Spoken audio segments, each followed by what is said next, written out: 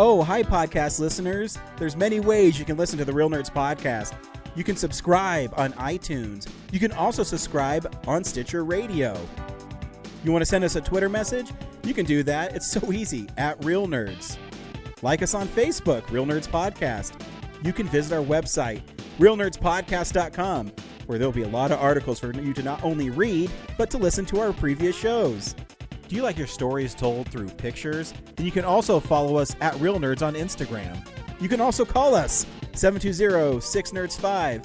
Thanks for listening and enjoy the show. Camera, action! Well, a real nerd knows who shot, and a real nerd can follow the plot, and a real nerd can... talk film! I'm sorry. Take it outside. Well, a real nerd knows who shot, and a real nerd can follow the plot, and a real nerd will give it all he got. Lights, camera, action! Real nerds. Welcome to a very special Friday the 13th edition of Real Nerds Podcast. I am Ryan, and I am joined by two legends, two of my favorite people in horror, director-writer Thom McLoughlin, actor-star Thom Matthews, of my favorite Friday the 13th, Friday the 13th Part 6, Jason Lives. I'm going to start with you, Mr. McLoughlin, because I think Part 5 is actually the low point in the series, in so much that it's really gratuitous and it's really dour. When you were offered the job for Part 6, did you make it a point to, one, make it, well, I know you try to make it more gothic, but I think visually yours is light years ahead of what came before it, and add fun back into the series, because I thought that was missing in Part 5. Yeah, the humor aspect was a huge deal for me, because I've turned down so many slasher movies, and I thought I was going to be able to get April Fool's Day at Paramount, but they ended up going with somebody I can't remember, Walton? But, they said, well, we give you a Friday the 13th. I said, no, because I had only seen the first one. And then anytime I went and pitched my gothic horror movies, like One Dark Night that I did the first one, it was like, well, can you get us something in a forest or a desert, someplace isolated, and any kind of mask? I don't care. Something, that covers the guy's face, and then lots of girls, that get killed and stuff. And I said, no. It got to that in the 70s. Now we get a deal like that. So the Friday, I met with Frank Mancuso at Paramount, and I said, so what do you want? He said, we got to bring back Jason. We fucked up. They think it's going to be Tommy Jarvis. They hated the fact it wasn't really Jason. So I said, okay, what else? He said, whatever you want to do. So I really was so blessed to be able to, pick the cast I wanted to, pick the locations, do everything, and the only thing we didn't do was Jason's father, because they were afraid that the audience would see that towards the end and think, oh, the next one's going to be about Jason and his dad. And they didn't want that. At least that's what Frights thought. We never shot it, so I'll never know. But that was the only thing that was like I didn't get to do. And it was like not a big deal. It went out on a bang, and our biggest problem was opening the weekend after Aliens. So the crowd, as a horror person myself, and if I had a choice between going to the new Friday the 13th or taking my butts to go see Aliens 2, dude, let's go. There'd be no question. So that did hurt us. But as we've gone 38 years now, it is amazing. And I thank this gentleman, I thank Jennifer Cook, all the comedy that the guys put in, all the actors. It was just made it more of a film than just a slasher film. Yeah, and Thom, you came aboard, and your character has been played by two different people. And what I appreciated about your take on it was you could tell that you had some mental problems, and that from the PTSD you suffered from Jason, but you kind of played him in a fun way, and he was more likable than he was in the previous entry. Is that something you consciously did, or did the script lend itself to you being that way? No, the script definitely lended itself to, I looked at, I got the part. I didn't turn it down. And, Thank God. I went back and looked through. I had seen the first one, of course, and then went to 1 through 5 to see if I could pull anything, some kind of mannerism or anything from Tommy Jarvis that could pull into my character. Nothing really stood out. So I just basically went off the script, and what the tone was and the feelings were, and that was Thom had beautifully laid down. So. And Thom, it seems like yours was really well planned too, because whether it's the American Express card, where it's Karloff's gas station, I think, did you know that by doing that it would lend itself to repeated viewings for people looking for that stuff? I swore to God, the fans weren't going to like it because I was making fun of the genre, doing somewhat of a satire, but never made fun of Jason. He still was a killer. The cast had a sense of humor, and which I took from the 30s, 40s movies, that wise ass thing. And these guys just had that, that rapid thing back and forth, where for me, that's smart people who can, kind of keep throwing the one-liners back and forth. But I thought it was going to open, and then the next week it was going to go a little, more down, and then come the third, fourth week it was going to be gone. Because this was the age of beta and some of the other things which no one knew if that was going to happen. I figured it'd never be on television, so it's like, siren up, and gone with the wind. But much to our shock, it's like it kept building as the years went on with the franchise and all that. I thought mine was going to be the last one, if it didn't do well.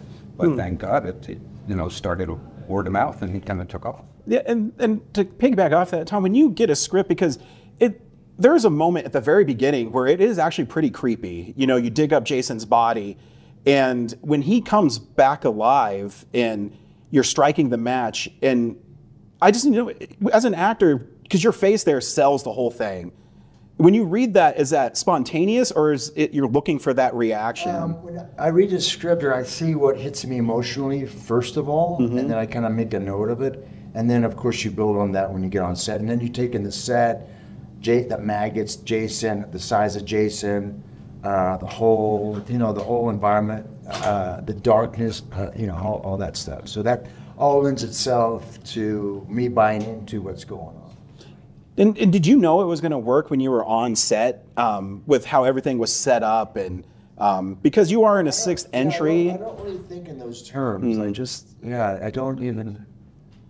Yeah, he just commits. Yeah, because commits to the moment. Yeah. And because I think this one's endured so long because of what you said. You add the humor to it. Well, also he put the romance into it. Exactly. Which is the fans emotionally you get hooked into and you root for the characters too. So that was, a beautiful thing that he's put in. Because I would argue too that in this one you like everybody. Yeah. You don't want anything to happen to anybody. You love Court. Because when you first, yeah, or that hey babe, you taking a dump, and because she's getting killed by Jason, and you just laugh because of how he's able to emote, and it goes back to his really early in the movie. My favorite scene with him is when he's talking to the kids, and he's like, "You lay down these rocks, I don't know, for a squaw or whatever." I don't know how the rhythm. And what you talked about earlier, the rhythm that the actors have in this film, sell it. Yeah. And then I don't know if this is a conscious effort, obviously it is, but when Jason was on screen, it seemed like it was darker and it had a different menace to it. But you keep everybody else real, which the actors are able to pull off really quickly. Well, I also gave the actors a lot of leeway. I mean, that scene with Court, Tom Ridley, that's all improv, And basically I said, just make up some stuff, because I knew his energy was so chaotic. He would come up with something, and that was it. One take, okay, move on, And he knows how to do that kind of stuff. And a lot of stuff with Thom and Jennifer too. They took the material and then they would take it a little bit further. And for me, as the writer, it's like, great, it makes the writing look even better. And they're coming from the character. And doing it on a piece of paper. I agree 100% because, Thom, my favorite line that you have in the movie is it reminds me of screwball comedies where she says, "You're going to be sorry," and you say, "I hope not." And it's just the way it's delivered. It's kind of maybe not a throwaway line, but it's almost you've resigned yourself to that. I might not make it out of this, but as long as I take care of Jason, that's the point. And I think as an actor, that's an incredible gift to have. So is that something that encapsulates the whole Tommy Jarvis, Jason? He's always going to be there, even though he's dead. He's always going to come back. There's always that lingering thing for Tommy for his whole life until he drops dead. That's a possibility. Yeah, and it's cool too because even how he's brought back to life is your fault, and you realize that. And when you're talking to the sheriff, and you know where the red dot goes, you bang, and then no one believes you until it's too late. And I love that setup that he's coming, and it reminds me of the shark from Jaws. He's coming, and no one's listening to Chief Brody, no matter what he says. And you took that role on beautifully, and I just adore this film. And now that it's 38 years later, is it how rewarding is it that you're here now in Denver, and that's what people want to talk to you about still? Is that cool?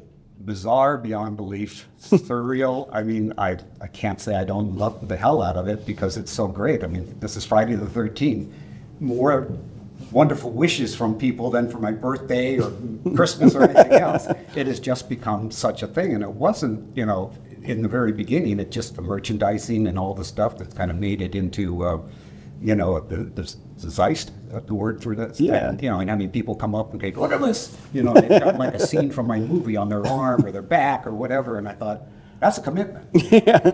But yeah, it is wonderfully rewarding, and the fact that we can still screen it and people still laugh where they're supposed to laugh, they still scream, they still go Happy Friday the 13th with the character, as they said. They keep showing up for it. Yeah, it's literally playing in Denver at the Alamo Drafthouse today. Oh, yeah. So that's really cool. And then for you, Thom, I was at Telluride last year where they debuted Never Hike Alone 2. Mm-hmm. And so for you as well, it's now 38 years later, you're continuing a story that was set up. And was that an easy, I'm right back into it, or? Getting back in the role, it was the big, because when I was asked, it was, it's like, oh God, the fan from I'm really hit rock bottom. I said, yeah, sure. Send me the script. Oh, they already have half of it in the can, the first half of the movie, because they've been going out every weekend shooting it for 4 months. I said, oh, great. So then I saw it. It was like very topical. Jason's in it. How he finds him seems very organic and natural. The kid was great in it. Andrew Leahy was fantastic in it. And so then we found a spot for me to be in it, which made sense a little bit, to be at the end of the movie. And then we did Never Hike in the Snow. We were at Rick the Digback to be the sheriff because he survived. Yeah. Jason lived, so he's now the sheriff. And then we did Never Hike Alone 2. And it's so cool. And did you have any input? Because the opening scene in that is Tommy still struggling with what's happened in his life, and it's that surreal story. Consistent in the character's life.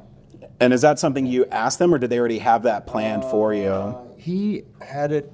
He had already had it. The one thing he didn't have was he had the girl, the mother of the son who got killed and Never Hiked in the Snow. He had her killing Jason, and I said, "There's no way." Fans have been waiting 38 years for Tommy Jarvis to take the final blow. Not to give anything away, but so we did acquiesce.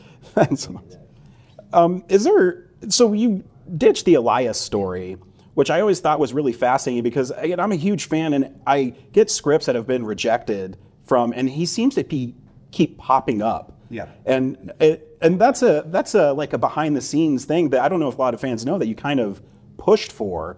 And are you aware that people keep on trying to bring his father into this? Well, I was when I got a call from the guys in Seattle, who were doing what's that called? Jason Vengeance. Vengeance was the first one. Jason Brooks. And there was a couple of guys involved with all that in the beginning, and I thought it was very polite of them to call me and say, we want to kind of pick up, your vibe from that movie and stuff, and we'd love to do Jason's father. And I go, go with God, go with Jason. So I said, what kind of idea do you think? He said, well, we're going to get, CJ to do it. And I went, that's so different than what I had in my mind, because I was looking at a really sort of gnarly looking guy, that basically in my mind, he married Mrs. Voorhees or made her Mrs. Voorhees, but Jason's real father was a little bit different that we'd find out later.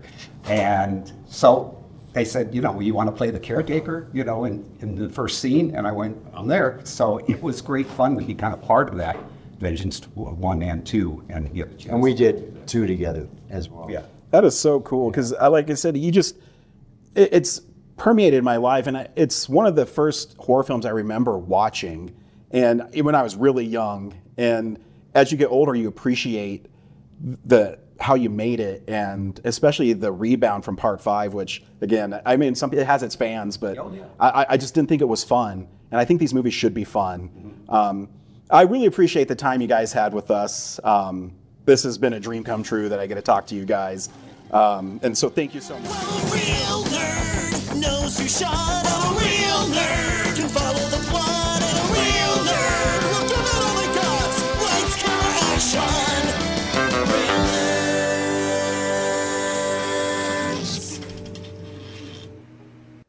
Thanks for listening to Real Nerds Podcast, a Nebulous Visions production. Stream or download episodes, read articles at realnerdspodcast.com.